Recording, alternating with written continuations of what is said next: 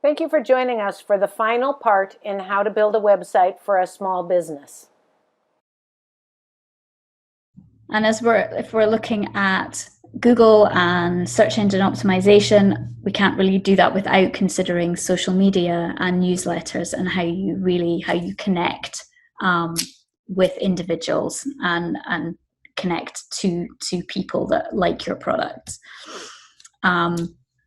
Within WordPress, you can connect your channels and you can have follow buttons on your site, so you can take people directly to your social channels and encourage them to follow you on them.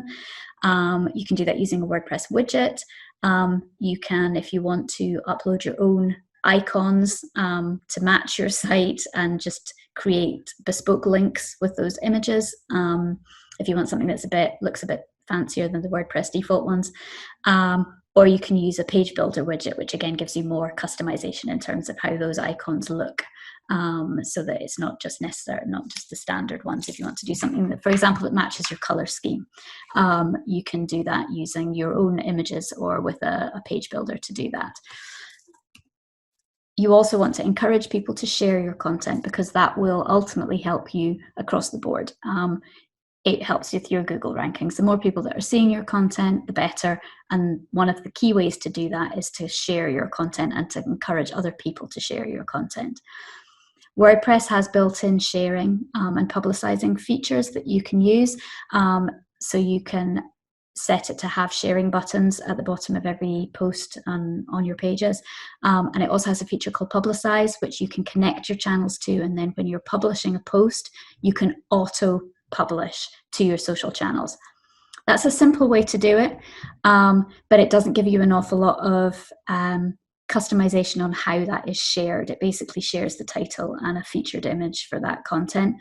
If you want a little bit more than that and you want to be able to create the sharing content so that you have some control over which images are shared and the wording that goes with those shares, if you want to, again, get your keywords in there and make sure that those posts are optimized, you can use a plugin to do your content sharing. There are this is another one that there are several different options for social sharing plugins. Shareaholic's a popular one. Social Warfare is another very good one that will allow you to have more control over how your content is shared. And that's something to consider. In the first instance, in a simple way, just make sure that the WordPress settings are set up, but it's definitely worth considering adding a more advanced plugin there to do your sharing in a more thoughtful and optimized way. And then you just have to make sure that those links are on every post and every page so that people can share that content easily. Also makes it easy for you to share your own content as well. Newsletters. So you do not own your followers on your social media channels. Any platform can cease to exist at any time and your followers with it. Any social channel can decide to delete your account. It happens by mistake more often than you would think. It happens when you have broken one of the terms and conditions of that channel, sometimes without realizing that you have done so. And they will, without warning, delete your account. It happens. We've seen it happen. I know people that it's happened to. So relying solely on social media for your access to your audience is a little risky. It's not likely to happen, but it is something that can happen. And it's worth knowing that that's a risk. You do, however, own your email list. If people have signed up to your list and they've signed up properly and they've opted in to receive content from you, then your list is yours and nobody can take that away from you. It is your email list. So for a small business, looking at building that email list is important. It's a key thing to consider and to start looking at. You can connect most of the big kind of newsletter providers, people like MailChimp, MailerLite. I'm trying to think of some others. There's many others. Whichever one you're using. Constant Contact's another one. iContact's another one. Whichever one you are using, you can connect that directly to your website. So you can have pop-ups or widgets in your sidebar that encourage people to sign up to your newsletter. You do need to be careful about how you get people to sign up, and actually most of the big, in fact all of the big providers now do this as part of it. People have to opt into getting content from you from a data protection perspective. So if you use a mailing provider and you use their widgets and their sign-up boxes, then they're going to make sure that people are signing up correctly to your email list. And you can add them into your site in various locations, and it's just a case of creating the landing pages and the sign-up boxes, and then putting the code into the right places on your website, generally using some kind of widget to do it so that it's pretty as straightforward for you as possible. But that's definitely something to think about when you're looking at growing your site and connecting to your audience, is starting a newsletter. So that's it in terms of the admin side of things. There's quite a lot to think about there, and some of it, there's a little bit that needs to be done to set things up, and it's not difficult, but it's not the easiest thing to know unless you know that that's what you need to be doing. And there's various steps that you need to do in order to get to a position where your site is fully connected. Google knows you're there, it's indexed properly, you're optimizing it, how to optimize it, the different options that you can use to do that.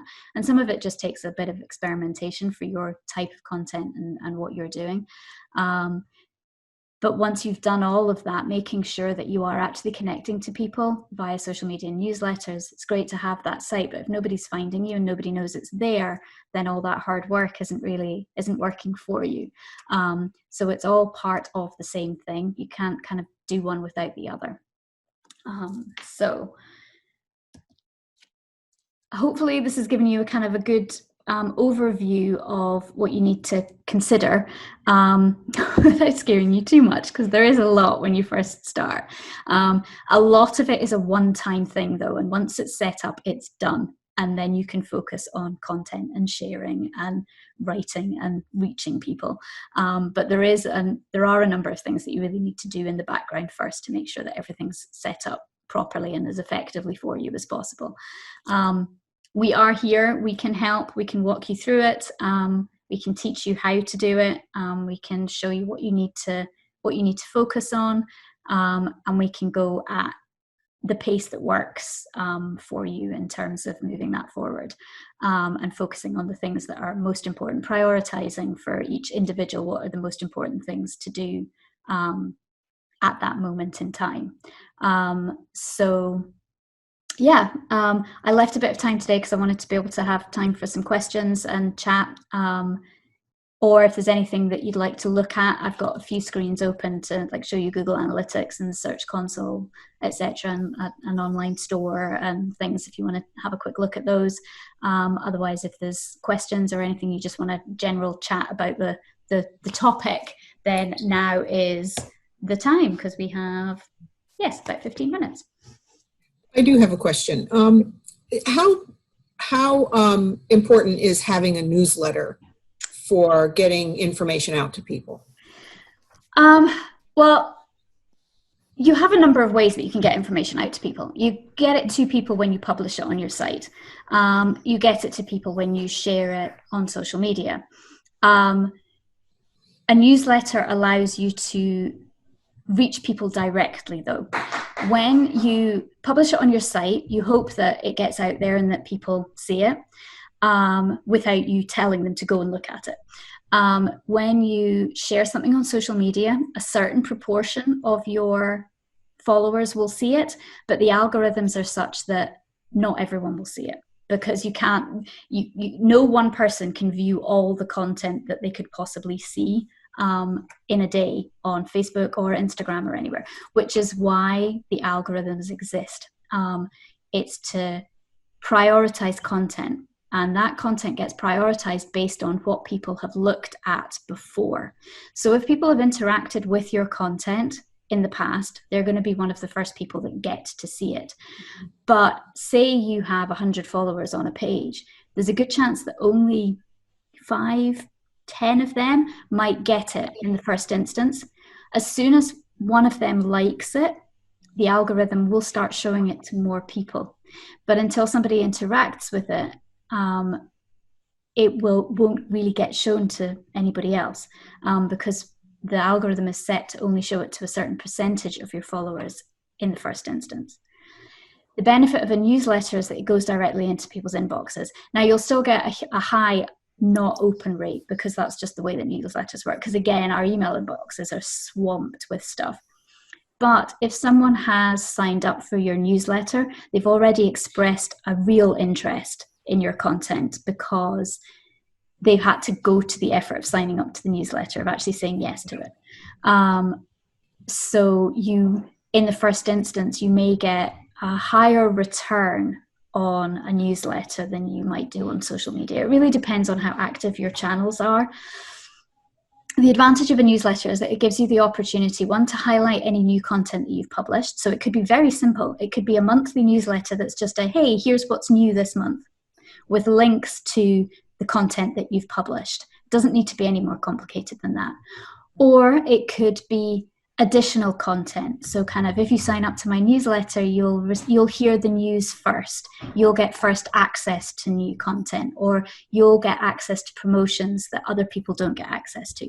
So there are ways to use a newsletter to encourage people to open it, because it's somewhere that's adding value to the content that that everybody else sees. So they're getting something extra, and that's another way to look at a newsletter. It's a good idea to start building a list, but it is another thing to think about. In the first instance, simply using it to share the content that you have, so you're not actually creating any new content for it, can make it quite easy to do one, even if it's monthly, to just get into people's inboxes. So you don't need to immediately every Friday send out a newsletter to your audience. You can kind of use it how you want, but it is a far more direct way to connect with your customers than anything else, because you know it's going straight to them. Yeah. Okay, thank you. Okay. Anything else? I think that's it for me. Okay. Well, what I might do is, let me just escape from this.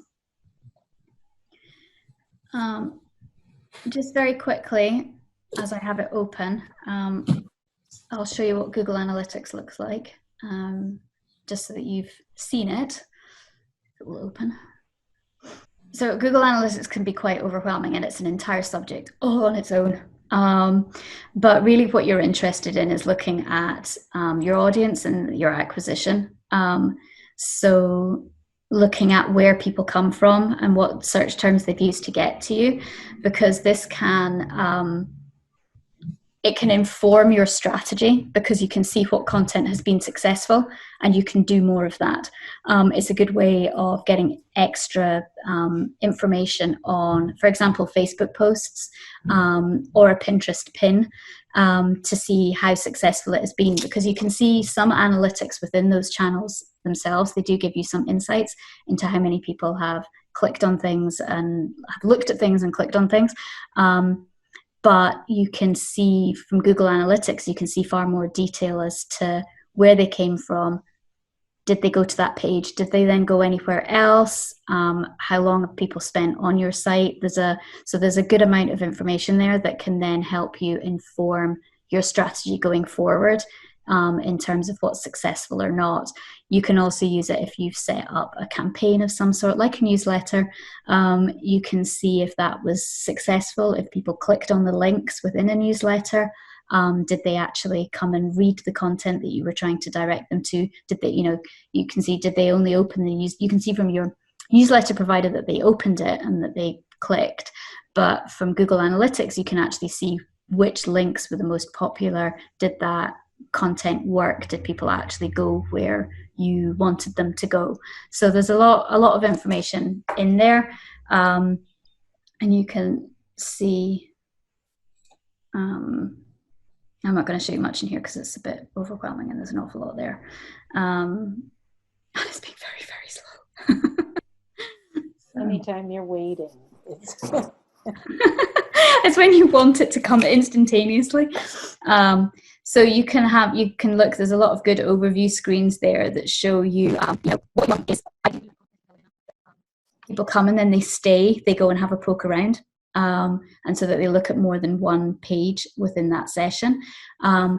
However, if a lot of your traffic comes from, for example, from Pinterest, you'll find that that doesn't happen because people have searched for a very specific piece of content and they just come and look at that. And that's fine, because that means that that pin is working because it's getting people to come and look at that piece of content. So you can do that too, the things that you actually want to look at.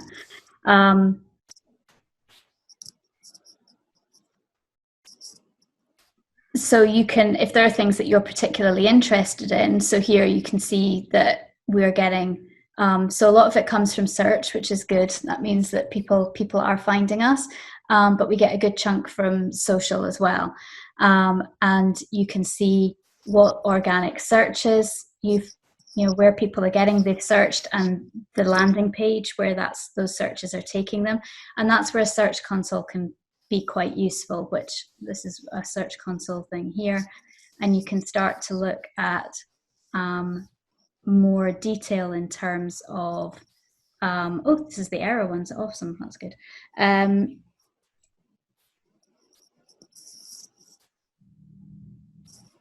You can start to see a lot more in terms of impressions and clicks, where people are going and what terms people have used, what they've actually searched, and how many times people have clicked based on those. These are actual search terms, things that people have put into Google to find you. So connecting both Search Console and Google Analytics gives you a really clear picture of where people are coming from and how they're finding you, which helps you with your keywords and helps you to optimize future content. So that's all useful information to you. And from at day one, you're not going to pay a huge amount of attention to it. One, there isn't an awful lot of data to look at, but it is a little bit kind of, this is an awful lot to take in. But as you start developing things and get into more detail in terms of your own site, these are all the things, the tools that are there to help inform what you do, to make sure that all the work that you're putting in is worthwhile and it's getting the results that you want. And it allows you to test things to see which works better, which is very useful. I think that's everything that I had open. I did, in terms of, this is a WooCommerce shop, and what's good about a shop, this could be a service, and you can have options on things, you can create variable products, you can, it's pretty flexible in terms of how you set it up. And as I say, if you don't want to do add-ons for specific things, you can create products that are actually services. You can create products that are virtual. You can create products that give people links to a private area on your website, for example, if you wanted to have, for people that have signed up for some kind of for training or a session of something, then you can create private areas on your website, and you can create products that give people access to those private areas. So there's quite a lot that you can do with an e-commerce plugin. But the advantage of using a plugin for something like that is that it has a framework that it displays things in, which takes that element of work out of it for you, because you can just you stick in the numbers and then it displays it for you, however it's set up to do, which in all these things, anything where you don't have to do the job is helpful. We hope that you've enjoyed our series, Building a Website for a Small Business. Please call us if you have any questions. Thank you.